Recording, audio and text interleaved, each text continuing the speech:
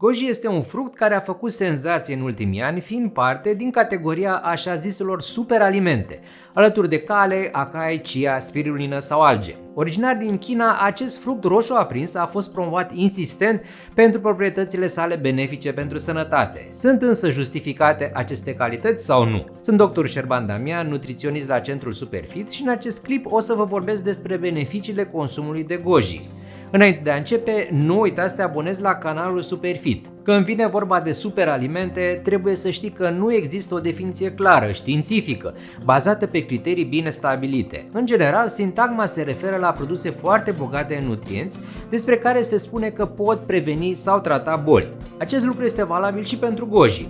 Iată câteva dintre beneficiile sale. Fructele de goji sunt bogate în fier, fibre și vitaminele A și C, care susțin sistemul imunitar și acționează ca antioxidanți în corp. Cercetările arată că o creștere a aportului de antioxidanți reduce inflamația și protejează împotriva unor boli precum cancer, diabet sau boli de inimă. Și sportivii de anduranță au beneficii printr-un aport mare de antioxidanți. O cercetare a arătat că suplimentarea dietei cu antioxidanți poate preveni scăderea nivelului de fier seric. Alte fructe cu un conținut ridicat de antioxidanți sunt afinele, căpșunele și zmeura. Sănătatea ochilor are de asemenea de câștigat de pe urma consumului de goji, studiile indicând calități de prevenție în cazul degenerescenței maculare, afecțiune care în timp poate duce la pierderea vederii. Efectele pozitive în cazul vederii se datorează mai ales antioxidantului zeaxantină, care protejează de radicalii liberi și stresul oxidativ. Există dovezi că goji contribuie la o stare de spirit mai bună și la o acuitate mentală crescută. Alte proprietăți se referă la sănătatea pielii datorită beta-carotenului,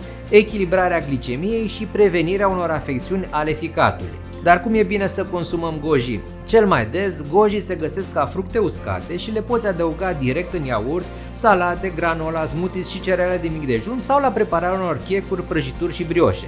Dacă ți se par prea seci, rehidratează-le și astfel vor deveni mai moi. Poți face chiar și ceai din goji, infuzând câteva fructe în apa fierbinte pentru 8-10 minute. Există și goji sub formă de suc sau pulbere, ușor de inclus în alimentație, în sucuri și shake-uri. Extractul de goji este disponibil și ca supliment alimentar. Întrebarea este, merită să consumăm goji?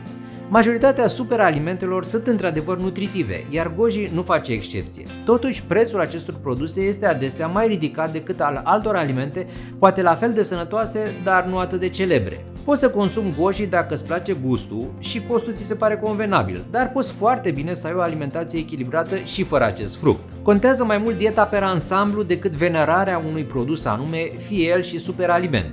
Oricum, un singur fruct nu îți poate asigura toate substanțele hrănitoare de care ai nevoie. Cu sau fără goji, îți recomand să te concentrezi mai degrabă pe varietate. Este un element important pentru o alimentație echilibrată, deoarece te încurajează să consumi o diversitate de alimente și, în consecință, o diversitate de nutrienți. Te ajută să nu te plictisești de ce ai în farfurie și să descoperi noi gusturi savuroase. Sper că aceste informații ți-au fost de folos.